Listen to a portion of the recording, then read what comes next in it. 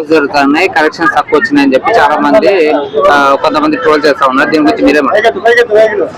అందుకే ట్రోల్ చూస్తుంటే ఇంటిగా కూర్చొని ఏం చేయాలి అర్థం కాక అదే స్టోరీ చెప్తా ఉంటాడు. కానీ వాడు వచ్చి సినిమా చూసి అది ఎలా ఉందో దేని గురించి చెప్తే బాగుంటుంది. థియేటర్కి వచ్చి వాడికి ఏం పని పడలేకపోతే చెప్తా ఉంటాడు. సినిమా చాలా బాగుంది. సినిమా గురించి ఎవరైనా ట్రోల్ చేసి నాకు అర్థం కాదు.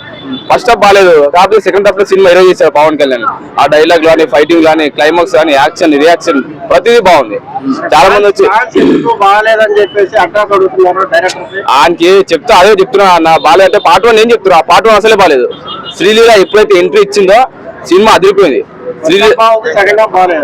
సెకండ్ హాఫ్ అదిరిపోయింది సినిమా. శ్రీలీల ఎప్పుడైతే ఎంట్రీ ఇచ్చిందో సినిమా మాత్రం మైల్లో శ్రీలీల సినిమాకి హోప్ వచ్చిందంటే శ్రీలీల లేకపోతే అసలు సినిమానే లేదు. శ్రీలీల కామెడీ కానీ, డైలాగ్ కానీ చాలా బాగుంది. శ్రీలీల అసలు ఆ ఓల్డ్ సాంగ్ పెట్టడం ఎలా అనిపించింది? తొలి ప్రేమకు సంబంధించిన సాంగ్ పెట్టినారు, తొలి ప్రేమకు సంబంధించిన సాంగ్ పెట్టారు కదా, ఆ సాంగ్ ఎలా అనిపించింది మీకు? శ్రీలీల కావచ్చు, పవన్ కళ్యాణ్ కావచ్చు, ఆ జోడీ కావచ్చు, ఆ జోడీని ఎలా అనిపించింది ఆ సాంగ్ లో?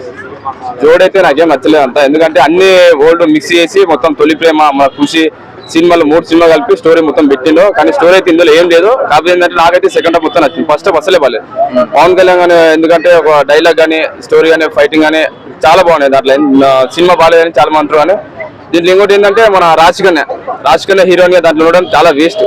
2 కోట్లు తీసుకున్నాను నటించడానికి. ఎందుకు ఊరికే సినిమాలకు వస్తారు, యాక్టింగ్ చేసి డబ్బులు తీసుకొని వస్తారు. రాశికన్య వేస్ట్ ఇందులో. శ్రీలీల బెటర్. Thank you.